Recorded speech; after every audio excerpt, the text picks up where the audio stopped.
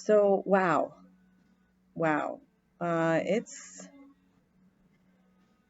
It's been interesting, hasn't it, everyone? I want to kind of take a few minutes tonight to just reach out to everyone, reach out to family, to friends, first of all, and say, hey, to say I'm thinking of everyone and I love everyone. And I hope that everyone is finding their way in this really, really crazy time that we have going on right now.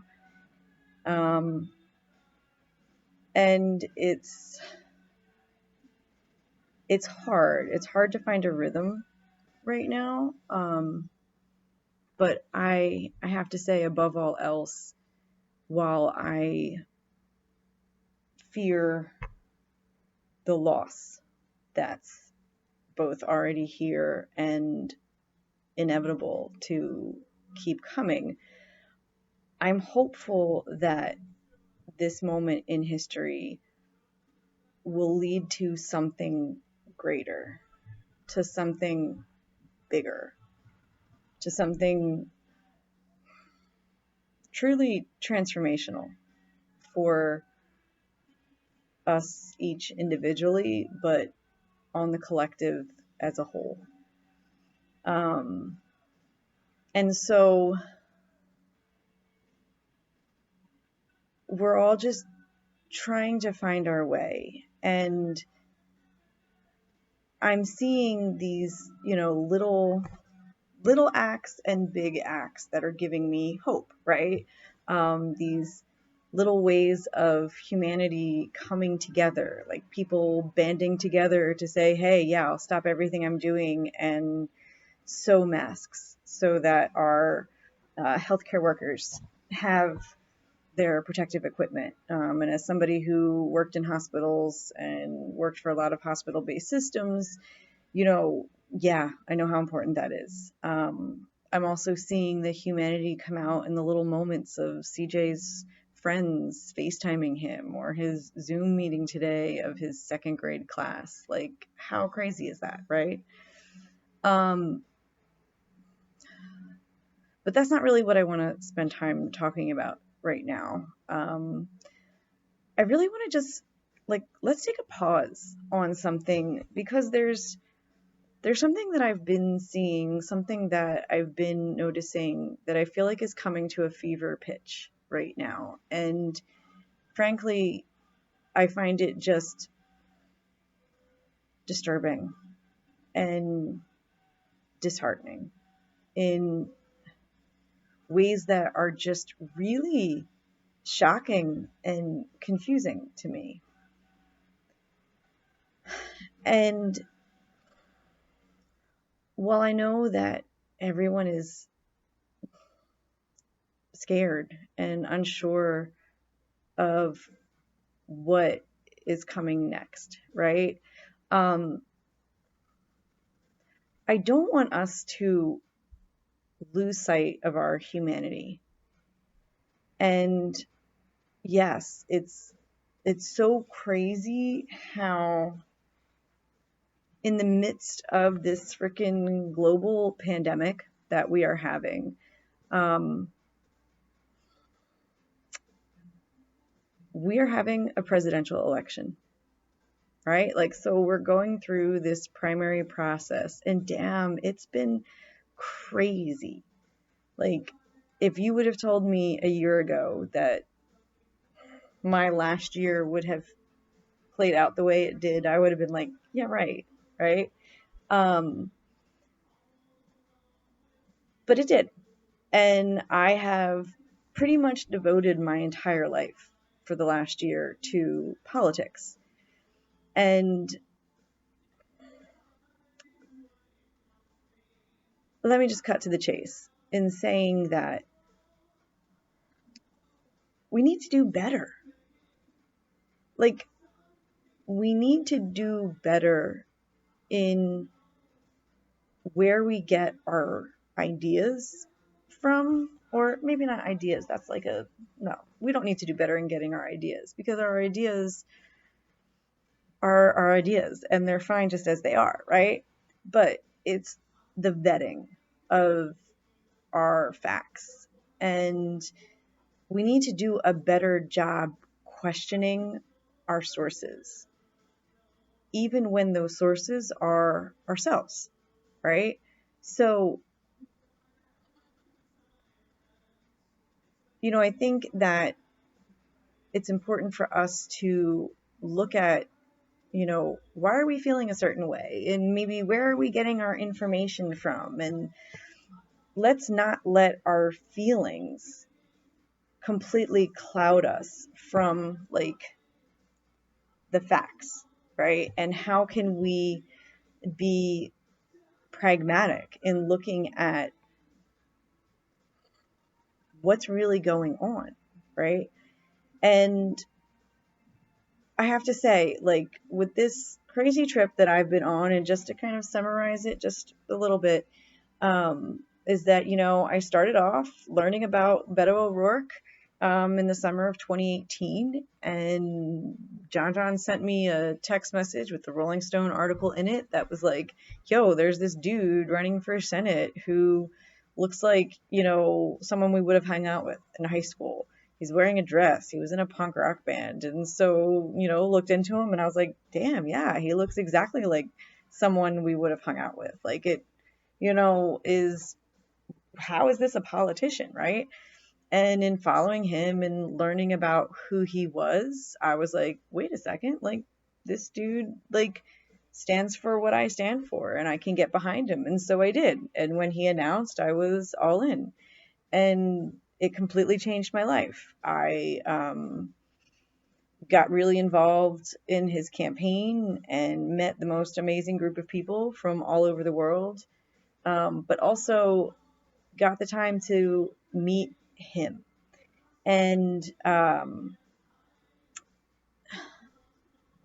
you know, I kept thinking to myself, like, really? Is he really going to be this dude? Is he really? There's no way he could like actually be this person that he says he is, right? And I got to tell you, a lot of the people that, a lot of you guys out there that I grew up with and that I really respect and really value your opinions and your perspectives. A lot of people didn't really think he was the real deal and kind of gave him a lot of shit and just thought he was, whatever. And I have to say, it makes me really sad because I've met him multiple times now. I've met, members of his family. I've met his friends that were friends of his for a long time. And guess what? He's exactly who I thought he was. He's, you know, uh, like the guy who would have been, sitting at the desk next to me in Amnesty International or at the rap room, like picking bands for Scream in the Fields, right? Like he's that dude. He's totally that dude, right? And so I went on this big crazy, uh, travel through that campaign, and I was surprised by how attacked that he was online and how we were attacked as supporters of him. And then, yeah, obviously he dropped out of the race in November, and I was there in Iowa when he dropped out. And wow, that was like, that sucked. It was really intense, and we were all really shocked, right?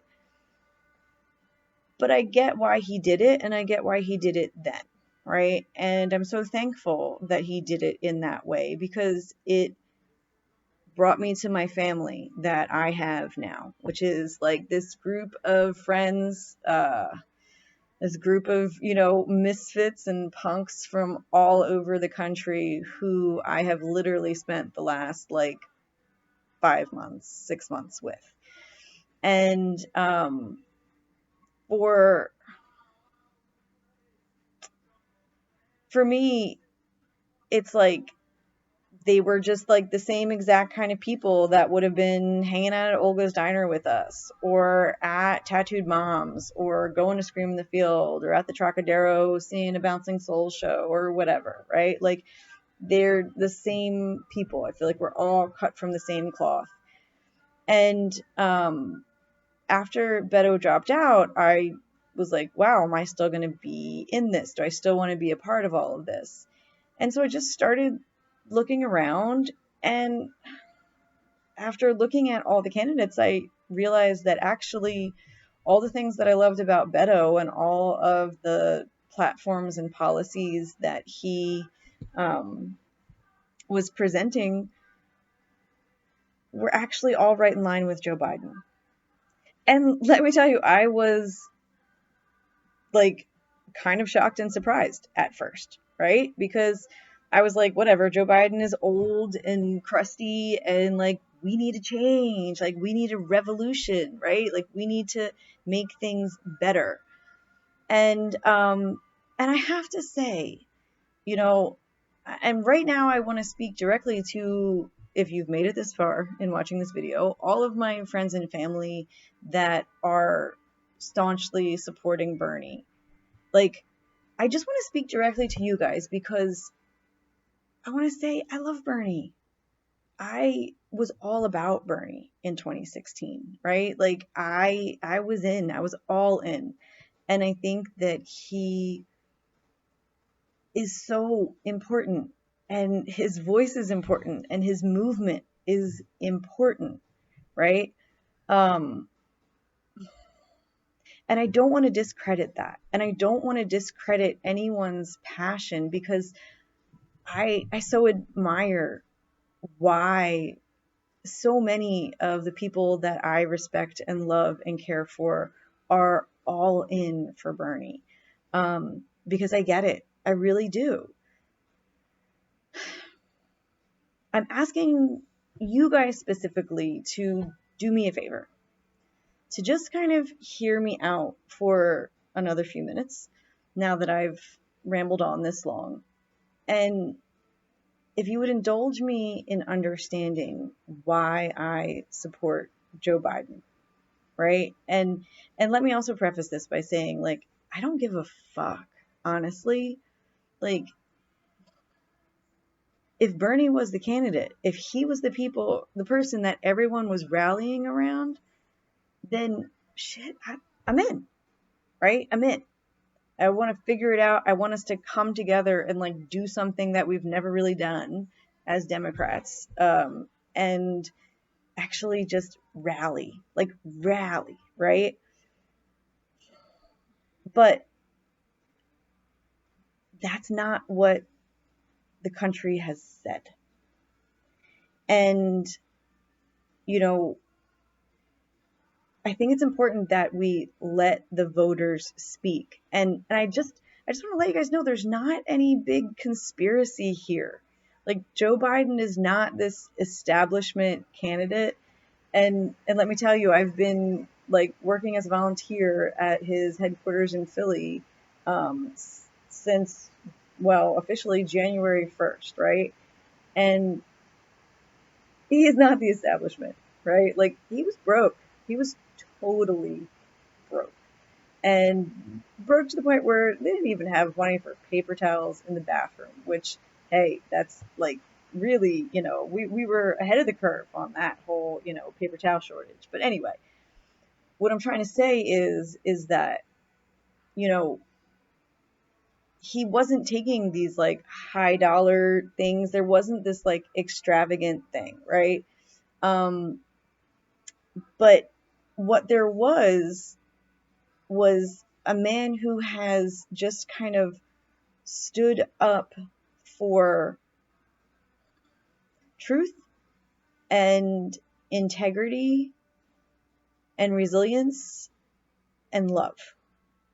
And, I know what you're thinking, right? Like, yeah, okay, go ahead and keep going with your creepy Uncle Joe memes and pictures and look about, how he's some kind of child molester or whatever. Like think about what you're saying for a second, right? Like you're talking about a man who's had to bury two of his children. Like just think about that for a second. And the reason why he is who he is, right? And the reason why I support him is actually has a lot to do with what he's been through, right? Because he's been through some shit in his life. And he could have given up a long time ago, like a long time ago. And he has every right to just fade into the sunset and retire, right? He's not. He's doing this for us, not for him. Like, he has nothing to prove. I know that this man would want nothing more than to stay home and hang out with his family.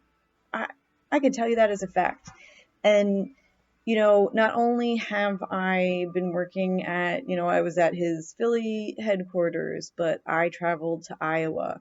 I canvassed all over the state of Iowa. I volunteered at a caucus, right? Like, I held an event in Iowa. I've gotten to meet multiple members of the Biden family. I've met Joe multiple times. I've met Dr. Jill multiple times, his sister Valerie, his nephews Cuff and Jamie. And like, the thing is that all of my friends and family that support Bernie and are especially so staunchly supporting Bernie, I gotta tell you guys something. Like, the Joe that I know, you guys would love, because he reminds me of you guys. His like truth and authenticity and like his love of family and community. That's why I'm behind him. That's why I support him. And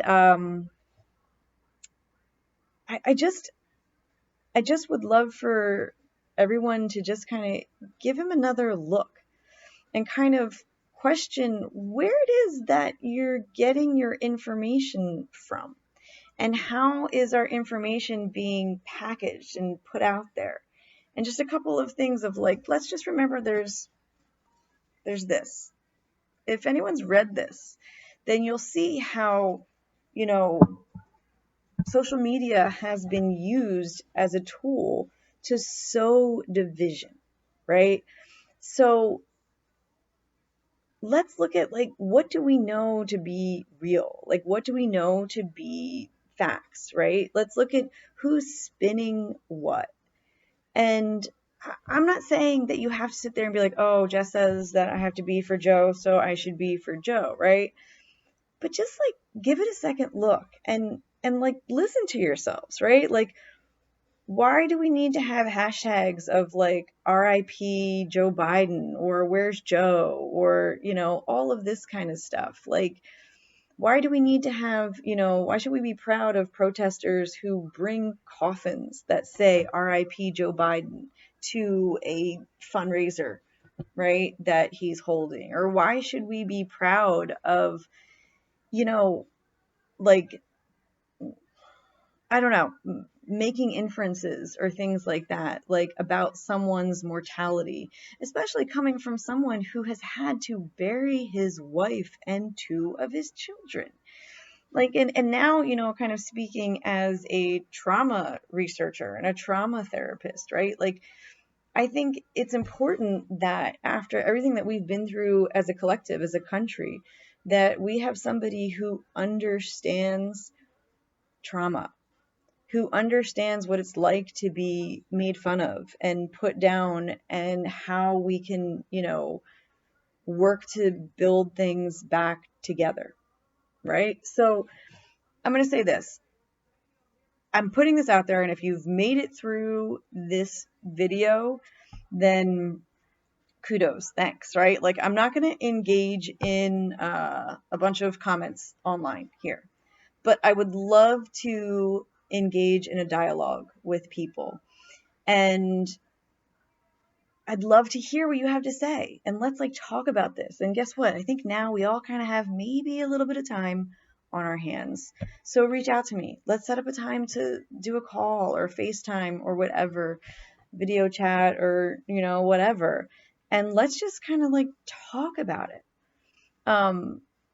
but I just want to say that as someone who, like I said, so I was on the ground in Iowa, I went to Nevada, to Vegas, and knocked on a bunch of doors there, also ran caucuses there. I was on the ground in North Carolina and in South Carolina, throughout the whole state. I was knocking on doors in the projects of North Charleston. I was knocking on doors out in rural Winsboro, South Carolina, right?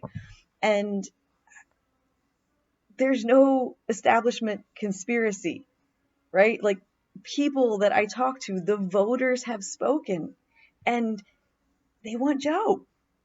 They want Joe. There's a reason for that. There's lots of reasons for that, right?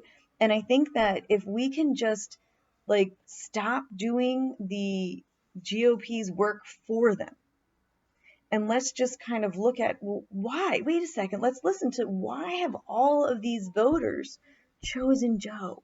They've chosen him. They've like literally chosen him, right? So there's reasons why. There's lots of them. And I wouldn't bullshit people, right? Like, I'm not in this, like, it's not about like winning or being right. Honestly, all I care about is, can we come together and have a dialogue that reflects our humanity and not in putting people down, right? So just a couple of things, right? Is that, I would suggest anyone maybe read this book. All right. I'll put some links of different little articles to read as well. Like, so there's a great article in the Atlantic about Joe talking about his difficulties with stuttering, right? So let's also think about that too. This whole, dementia kind of thing. Like, no, guys, he doesn't have dementia. Like, I've met him, talked with him multiple times. Remember also, I'm a psychotherapist. I've worked in psych wards. I know what dementia looks like. That's not Joe, right? So let's just kind of look at, what is it that we need? What is it that we are hungry for as a species, as a planet? Like, we need to heal. We need to be nurtured. We need to come together. So let's have a healthy debate. Let's stop the attacks, and let's just kind of look at, how can we spend this time and come together? And how can we, just be part of a team, the team of humanity? Like, let's make team humanity, right? And I just want to just kind of end here. Like, again, if you've made it through this long, I really appreciate it.